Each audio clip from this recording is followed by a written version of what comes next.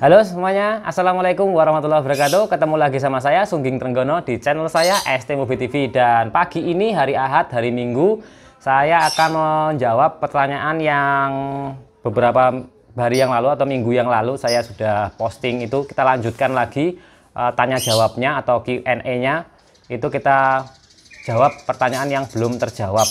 Ya seperti itu. Dan terima kasih yang sudah subscribe, terima kasih yang sudah komen, terima kasih yang sudah like videonya. Jangan lupa jaga kesehatan, jaga jarak, dan jaga kekeluargaan kita. Jadi biar semuanya itu berjalan sebagaimana mestinya lagi, gitu ya. Tetap sehat selalu. Dan sekarang saya akan jawab pertanyaan yang belum terjawab kemarin. Jadi tetap saya akan jawab ya.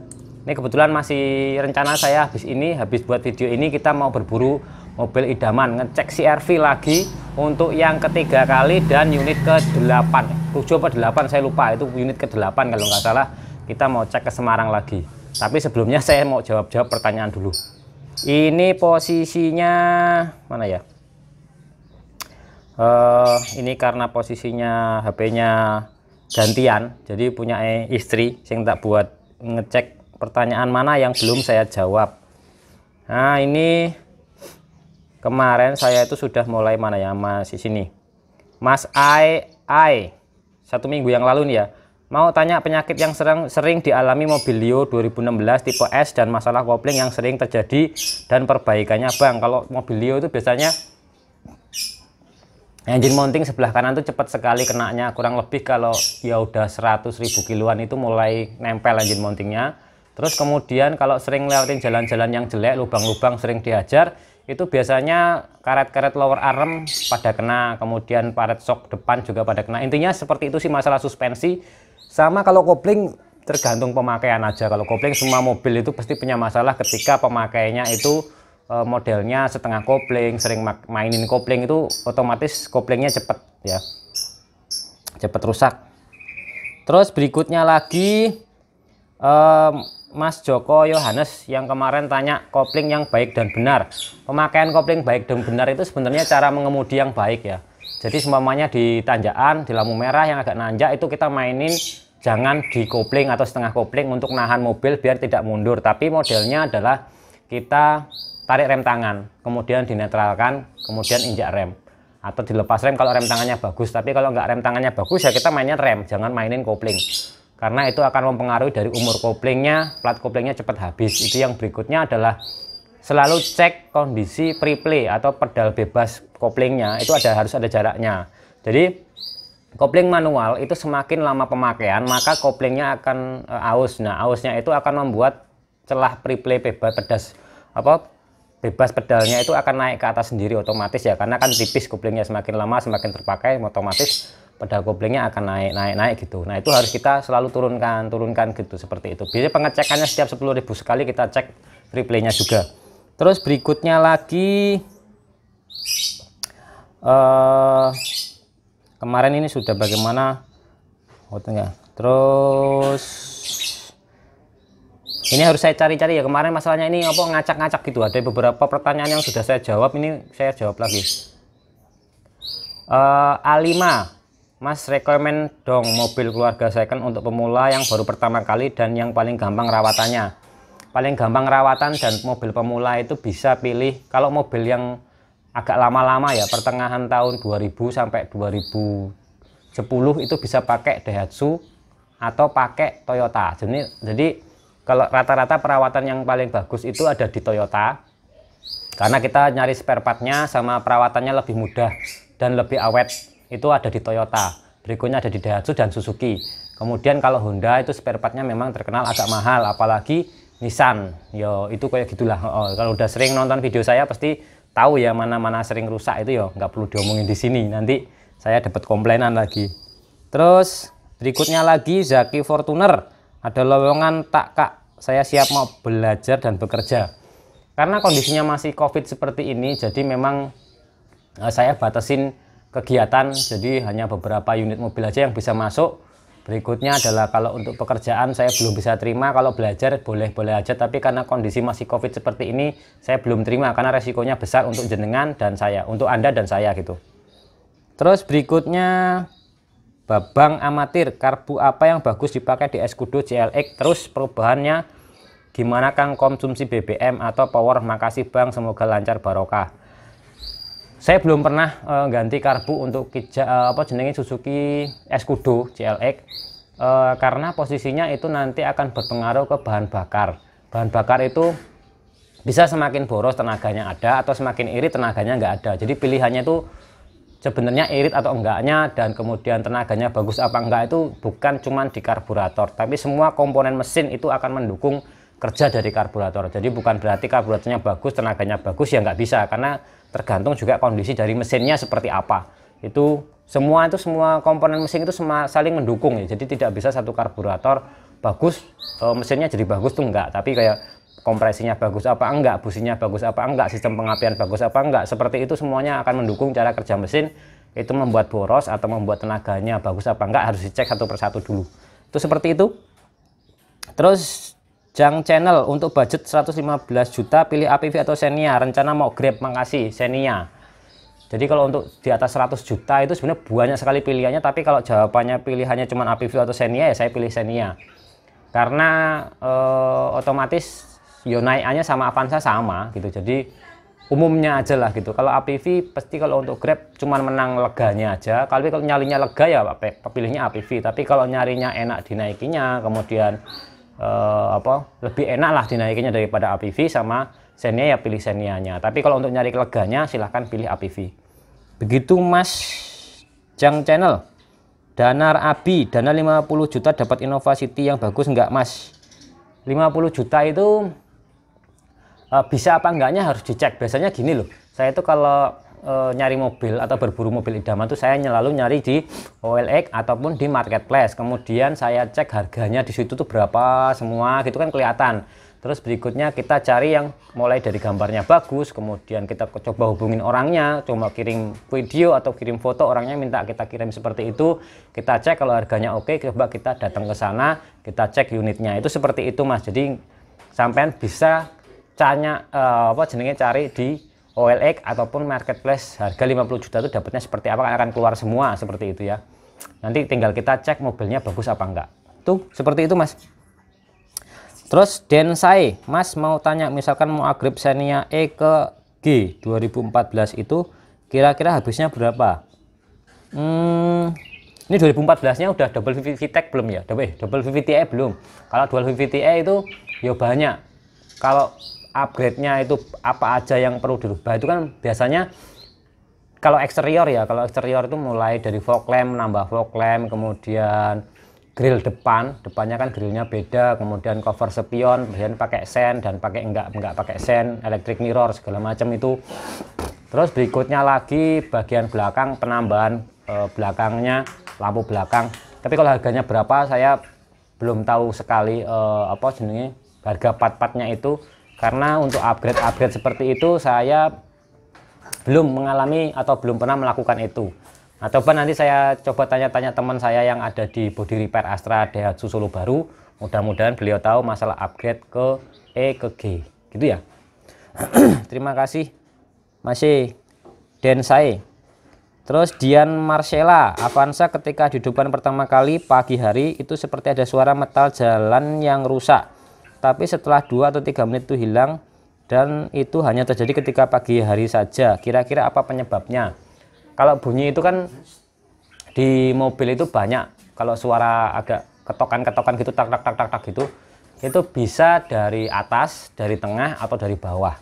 Nah kita harus jeli sekali mencari sebelah mana bunyinya. Kalau dari atas itu baru bisa dari setelan klepnya atau celah klepnya, kalau dari tengahnya itu bisa dari sehernya yang oblak, atau dari bawah itu dari metalnya. Sebenarnya kalau dari metal jalan atau metal duduk itu ketika kita gas kelihatan kok, gas itu rak gitu, rak gitu. Jadi kalau mamanya di bagian pagi aja itu kemungkinan bisa dari pistonnya yang agak oblak. Jadi ketika dia sudah panas dia akan memuai, dia akan kenceng lagi sedikit gitu ya. Terus juga bisa dari klepnya. Ketika pagi belum ada oli yang di atas celah klepnya, maka akan kasar. Nanti ketika oli sudah naik ke atas, itu akan hilang kasarnya. Jadi harus melakukan pengecekan celah klepnya berapa, masuk apa enggak, kemudian noken asnya sudah kemakan apa belum. Nah seperti itu cara pengecekannya untuk masalah bunyi-bunyi Mas ya. Jadi harus kita jeli sekali di bagian mana bunyinya. Terus berikutnya Mas Edi Adhusi. Edi Adhusi, alamat di mana Mas, pengen kami servis ke situ. Alamat bengkel saya itu ada di Bejen, Karanganyar, Jawa Tengah. Bisa coba di Google Map ST Mobi TV. Coba ST Mobi TV di Google Map. Kalau enggak, tulis aja Karanganyar Kota gitu. Karanganyar Kota, Jawa Tengah, nanti di wilayah kota Karanganyar. Terus Muhammad Yusef Arviko, ingin mobil keluarga diesel yang nyaman dan enak, mending pilih Innova Reborn apa Fortuner. Oke, kita lanjut lagi. Tadi pertanyaan Muhammad Yusef Arviko, ingin mobil keluarga diesel yang nyaman dan enak, mending pilih Innova Reborn apa Fortuner VRZ Om. Jadi kalau untuk enaknya itu pilih Innova Reborn, itu lebih luas, terus lebih enak, suspensinya lebih enak ya. Tapi kalau untuk lebih tingginya, kemudian daerahnya yang jalan-jalan jelek segala macam, membutuhkan ground clearance atau tingginya mobil itu lebih oke, ya pilihnya Fortuner. Terus nongkrongnya juga enakan Fortuner kalau buat nongkrong-nongkrong sih.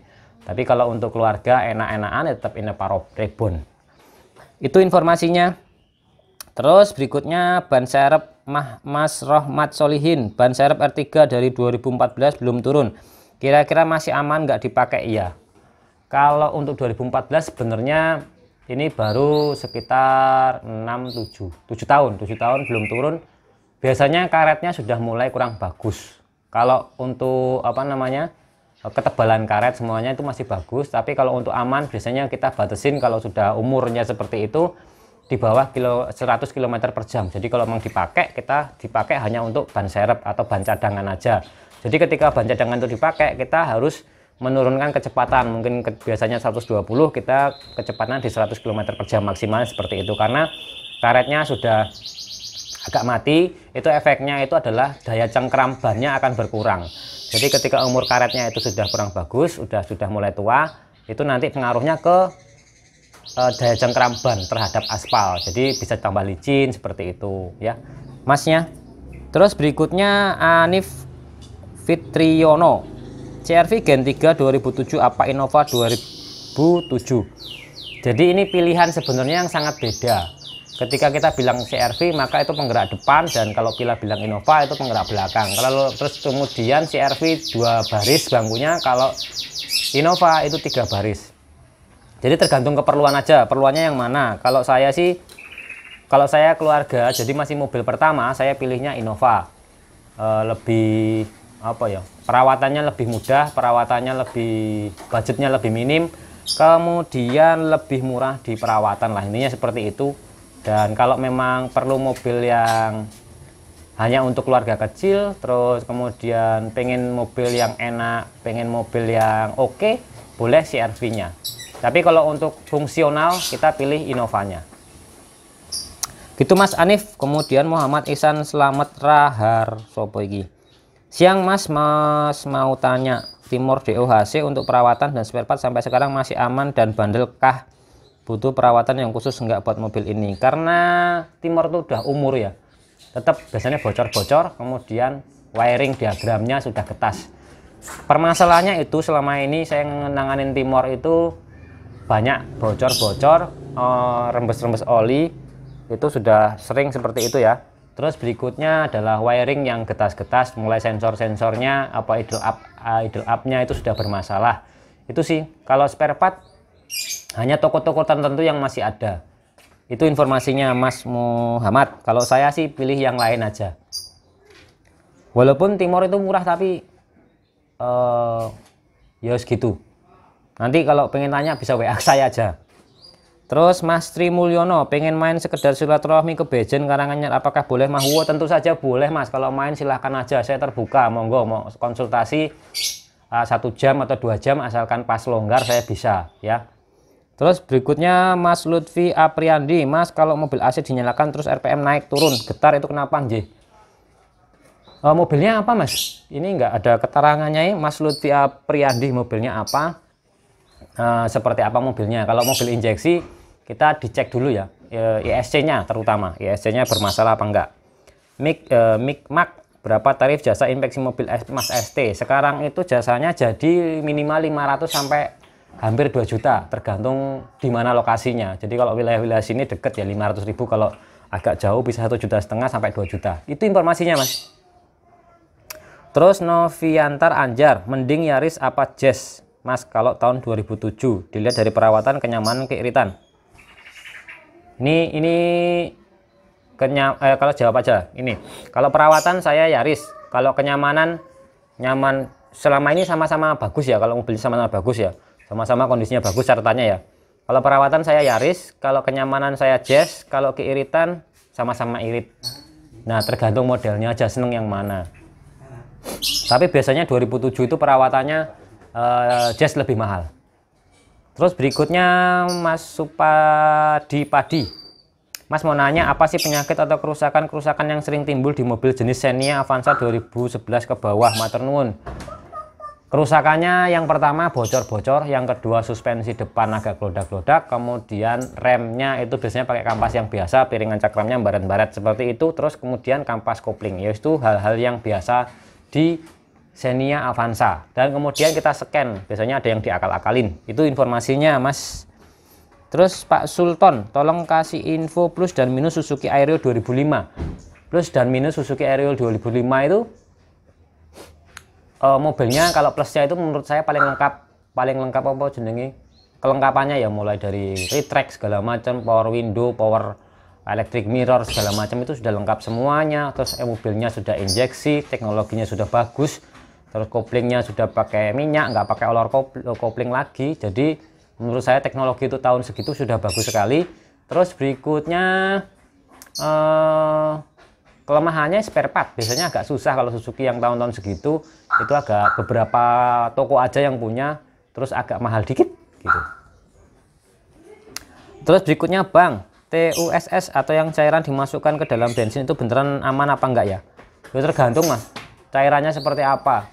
Kalau mungkin sudah menurut mereka sudah ada penelitian dan masuk laboratorium dan mereka bisa menjamin ya mungkin masih aman aja, tapi saya belum pernah nyoba gitu karena saya belum punya mobil terus terang. Tapi dan juga di bengkel saya selama ini tidak pernah ada mobil yang pakai cairan itu Mas Eko. Kemudian Mas Wawan Purnomo, rencana mau ambil Xenia LI apakah sudah cocok untuk mobil keluarga, apakah sudah dapat budget untuk dana 60 juta? LI 60 juta biasanya udah dapat, tapi balik lagi kalau LI itu sering dikeluhkan getaran mesinnya, kemudian bunyi-bunyi gruk, kemudian apa RPM-nya harus selalu tinggi.